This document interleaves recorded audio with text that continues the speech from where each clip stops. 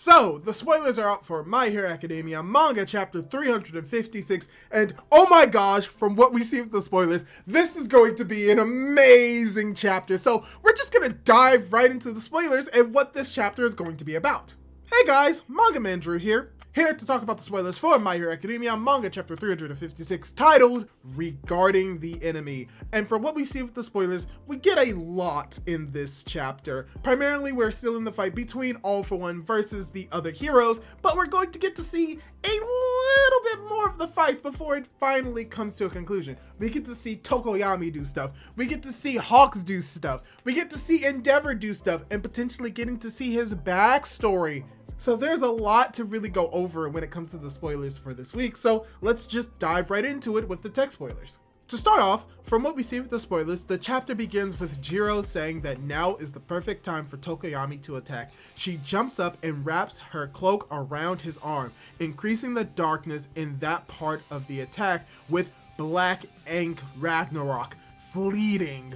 Hawk says that All For One was wrong to think that they were going to buy time for Endeavor and goes on the attack. So this is very interesting. From what we see with some panels, Tokoyami hits All For One with a massive attack that breaks more of All For One's mask as we see Hawks going in for the kill. And as we see with the next part of the tech spoilers, this is not gonna really end well for All For One or really anyone involved in this fight, because All For One begins to reason and realize that he should have dodged Tokoyami's blow. He usually relies on vibration and infrared vision quirks to react to attacks, but the sound of Jiro's attack caused them to start rebelling against him.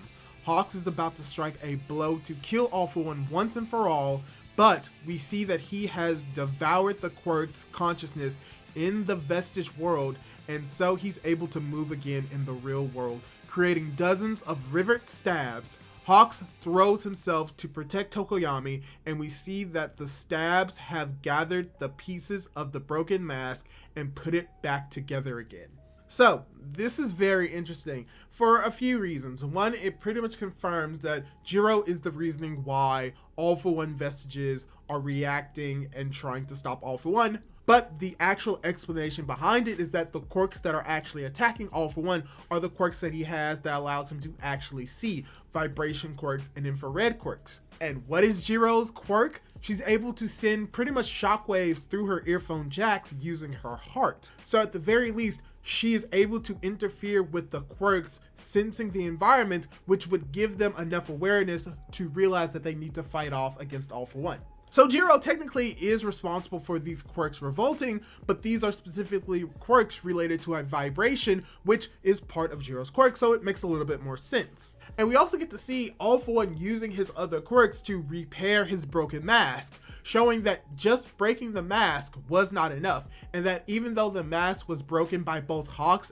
and Tokoyami, that All For One was still able to do enough damage as well as repair his mask, and potentially leading to Hawks being severely damaged by trying to protect his student, his mentee, Tokoyami. So potentially this could lead to Hawks' downfall. Maybe not, but we're gonna have to wait and see.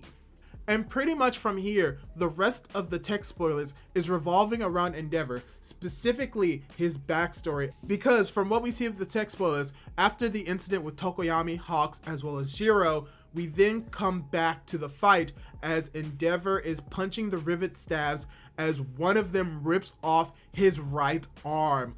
All For One says that the stubbornness is what ruined his life, and a sort of flashback begins. So I'm going to stop here because from here on out, we are pretty much in Endeavor's flashback, and this is going to be a very long and somewhat in-depth flashback, but it's pretty much giving us why Endeavor is who he is, because the next line of text will say that we see a young Endeavor in his UA uniform questioning the hero Endeavor fallen on the ground. He says that all of his attempts to redeem himself, to pay for his mistakes, and take responsibility have only exposed his weakness to the world and pulled him down.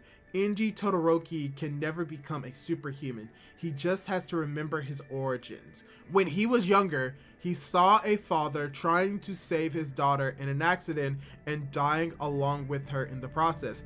This scene shocked Inji and made him aspire to strive to become someone special, choosing the name Endeavor to symbolize it. However, no matter how hard he tries, he will never be like All Might or even Deku. There is no use in imagining what his life would have been like if he were someone else. He must face the greatest enemy of all, his own weakness, because although it is an enemy, it is what made Endeavor stay alive until today. At this moment, he burns out his own young version and creates an arm of fire in place of the one that has been cut off. He then punches Awful One, breaks his mask again, and says that even if no one congratulates him, ending this fight is his life mission. End of chapter.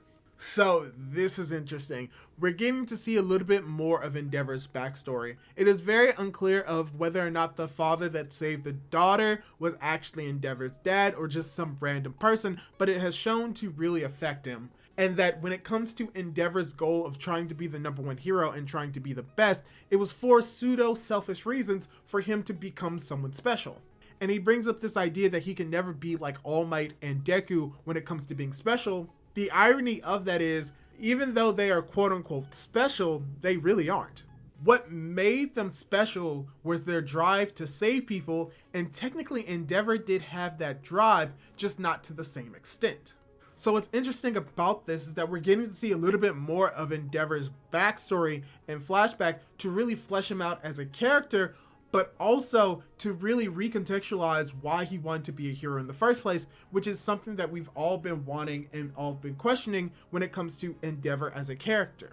So there was a lot going on in this chapter, even though this is going to be a relatively shorter chapter. But from what we've seen with the spoilers, this is going to be not just an action-packed chapter, but a chapter filled with suspense, filled with development for Endeavor, as well as getting a little bit more explanation for what's going on in this fight, and potentially leading to the death and downfall of All For One himself, or at the very least, breaking his mask and leading to his defeat. So yeah, that's all I really have to say about this chapter. This is going to be a very amazing chapter, and I cannot wait for the translations to come out so I can do a proper review of it. So, what did you think of this chapter? Did you like it? Did you dislike it? Leave your comments down in the comments down below. Leave a like on the video if you liked it, and don't forget to subscribe to my YouTube channel for more content like this. Do all that cool jazz, and hopefully I'll be able to catch you in my next video. Goodbye!